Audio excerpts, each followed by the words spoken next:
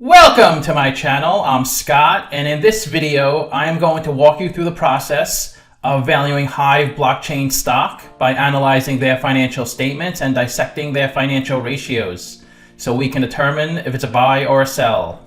HIVE Blockchain Technologies owns green energy powered facilities in Canada, Sweden, and Iceland, which produces Bitcoin, Ethereum, and other cryptos.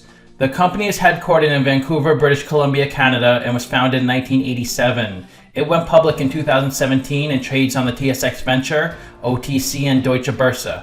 It validates transactions on blockchain networks like Ethereum for rewards paid in cryptocurrencies.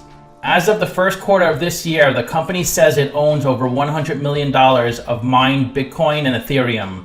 That dollar amount is probably down to about 50 million. It is the largest publicly traded Ethereum miner. Let's get started with the model. This is a small cap company, 943 million market cap. They're trading at $2.50 a share, and they have 377 million shares outstanding.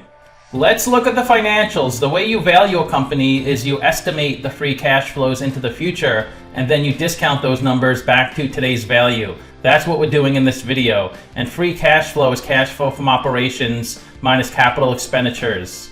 So you can see they had negative free cash flow in 2018 and 19, but positive in 2020. Net income is the profit and loss on the income statement. It's revenue minus expenses. That's negative every year, except it is positive in the trailing 12 months. Revenue is a sales for the company, and that grows a lot each year, from 8 million up to 54 million. This is the company's income statement. The top line is the revenue, the sales. Below that is cost of revenue. These are the expenses directly related to generating the revenue. Revenue minus cost of revenue gives you your gross profit, which was the highest by far in the trailing 12 months at 33 million. Below that is operating expenses. Gross profit minus operating expenses gives you your operating income. Operating income was negative every year, except positive in the trailing 12 months. Below that is the interest they pay in their debt, and that's about $500,000. Then below that is other income and expenses, and the bottom line of the income statement is their net income, which was negative every year except in the trailing 12 months, positive 29 million. So it looks like things are moving in the right direction for this company. This is the company's statement of cash flows. The top line is operating cash flow. That's how much cash the company generates or loses from its operational business. You could think of operating cash flow as net income converted to cash, because net income is your accounting profit and loss. It's not actual cash. Then you have capital expenditures, which are investments in property, plant, and equipment. Operating cash flow minus capex gives you your free cash flow. That was negative in 2018 and 19, positive in 2020. The company raised $150 million from its IPO.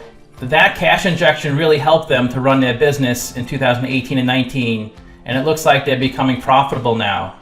Let's look at the capital structure. 54 million of equity, 7 million of debt. They're 89% equity, 11% debt. Their net debt is negative 9 million, and their WACC is 14.89%, and that's a discount rate we're going to apply to the future cash flows.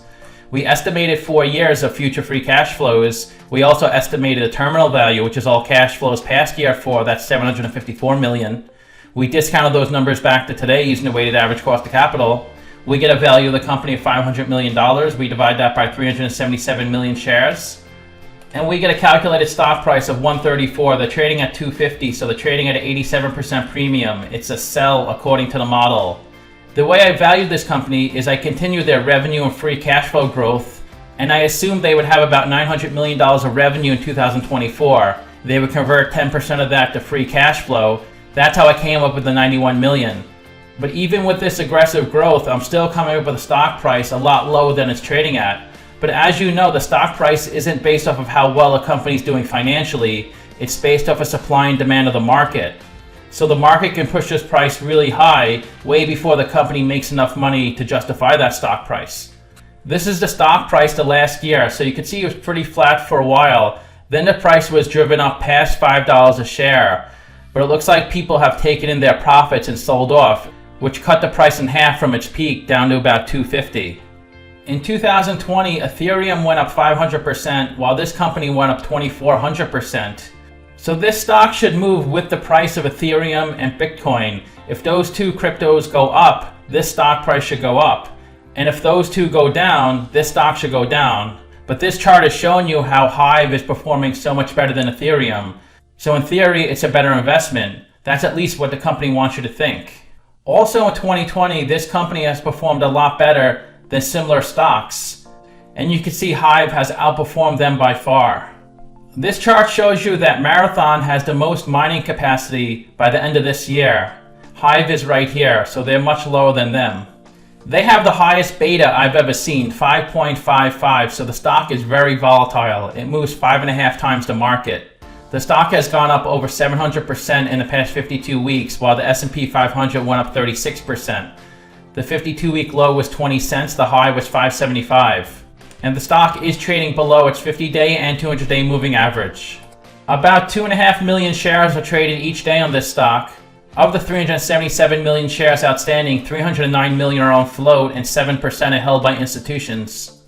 In the past year, this stock has done really well, up almost 800%, while its industry is up 37% and the market up 44%.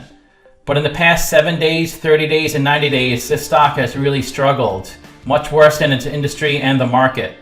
In the past 5 years, their annual earnings decreased 24%, its industry increased 25%, and the market increased 11%. The biggest shareholder is Genesis Mining at 14.5%, FMR, Amplify, BG Fund, and Murray Asset Global. Let's look at their financial ratios. The average PE in the market is 33, the median is 22. PE is stock price over earnings per share. To calculate earnings per share, that's net income over shares outstanding. They're at 32.1, so investors are paying $32 for $1 of earnings. Their price of sales is 17.5, which is worse than the market median and average. Their price to book is 17.6, which is also worse than the market median and average. They have a really high return on invested capital at 53%. They can easily cover their interest payments. Their ROE is amazing at 55%. And they have a high current ratio of 2.9. Their current assets are 16 million of cash, 11 million of receivables, and 8 million of prepaid assets. So the company does seem to be well capitalized. They had a little free cash flow in the trailing 12 months, $23 million of working capital. It looks like they have enough funding to get through the next 12 months without taking on any more debt. The best way to look at ratios to compare them to companies in the same industry. I've done videos of 4 other companies in the same industry as HIVE. And if HIVE has a number in red, they're worse than the average. If they have a number in blue, they're better than the average. So they're a little worse in PE. They are doing better on price to sales and price to book. Their current ratio is a little below average. They have a great ROE, the best of any company by far. They're low in debt. They're a little under 1 billion market cap. The average company is 1.5 billion. And they do not pay a dividend. To summarize, I have them trading at an 87% premium. But it is really hard to value a company that's in a crypto space because crypto is so volatile. But if you're looking to invest in crypto but you're not comfortable with it, investing in a company like this may be a really good alternative. If the price of crypto skyrockets, then you could expect their stock to skyrocket. But if crypto really struggles, then this stock has to struggle.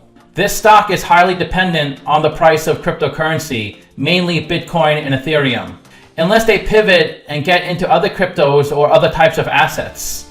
I rank their free cash flows 3 out of 10, their revenue 8 out of 10, and their ratio is 4 out of 10. So let me know what you think. Give this video a like, subscribe, or comment below. Also, if you'd like to get a custom valuation or just support the channel, you can become a member by clicking on the link in the description below. Thanks for watching.